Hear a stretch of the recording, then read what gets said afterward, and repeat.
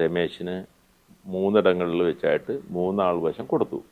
അത് കോഴിക്കോട് വെച്ച് കൊടുത്തു, പിന്നെ എറണാകുളത്ത് വെച്ച് കൊടുത്തു, തിരുവനന്തപുരത്ത് വെച്ച് കൊടുത്തു.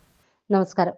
കേരള രാഷ്ട്രീയത്തെ പിടിച്ചുലച്ച മെഡിക്കൽ കോഴ വിവാദത്തിൽ BJP നേതാവ് MT രമേശിനെതിരെ ഗുരുതര ആരോപണവുമായി മുൻ BJP നേതാവ് MK നസീർ രംഗത്ത് വരുന്നു.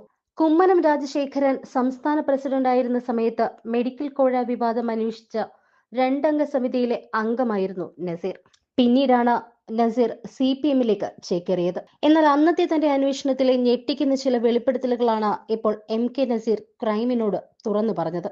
പാലക്കാട് ചെർപ്പളശ്ശേരിയിലെ മെഡിക്കൽ കോഴ വിവാദവുമായി ബന്ധപ്പെട്ട് അന്ന് തന്നെ BJP നേതാവിനെതിരെ ഗുരുതരമായ ആരോപണങ്ങൾ ഉയർന്നു വന്നിരുന്നു. എന്നാൽ ഈ വിഷയത്തിൽ MT രമേശ് 9 കോടി രൂപ കൈക്കൂലി വാങ്ങിയെന്ന് തെളിവടക്കം സമർത്ഥിക്കുകയായിരുന്നു നസീർ. ക്രൈം നന്ദകുമാറിന് നൽകിയ പ്രത്യേക അഭിമുഖത്തിലാണ് കേരളത്തെ ഞെട്ടിക്കുന്ന ഈ അഴിമതിയുടെ രഹസ്യം നസീർ തുറന്നു പറഞ്ഞത്. രമേശ് കാശ് വാങ്ങിച്ച കേരള മെഡിക്കൽ കോളേജ് എന്ന് പറഞ്ഞ മെഡിക്കൽ കോളേജിന് വേണ്ടിയിട്ട് വാങ്ങിച്ചതാണ് അതിൻ്റെ അകത്ത വഴി. പക്ഷേ അതിന് ശേഷം പിന്നീട് കുമ്മനം ഗവർണറായിട്ട് പോയി ശ്രീധരൻപിള്ള പ്രസിഡൻ്റായിട്ട് വരും. ശ്രീധരൻപിള്ള പ്രസിഡൻ്റായിട്ട് വരുന്ന സമയത്ത് ഈ ഒരു ദിവസം വൈകിട്ട് 6 മണിക്ക് ഈ പാലക്കാട് മെഡിക്കൽ കോളേജിൻ്റെ കുറേ ഡയറക്ടർമാർ എന്നെ കാണാൻ ഇവിടെ വന്നു. അപ്പോൾ ഞങ്ങൾ അവിടെ ഇരുന്ന് സംസാരിച്ചപ്പോൾ ഇങ്ങനെ 9 കോടി രൂപ ഞങ്ങൾ ഇതിന് വേണ്ടിയിട്ട് രമേശിന് 3 ഇടങ്ങളിൽ വെച്ചായിട്ട് 3 ആൾ വശം കൊടുത്തു. അത് കോഴിക്കോട് വെച്ച് കൊടുത്തു, പിന്നെ എറണാകുളത്ത് വെച്ച് കൊടുത്തു, തിരുവനന്തപുരത്ത് വെച്ച് കൊടുത്തു.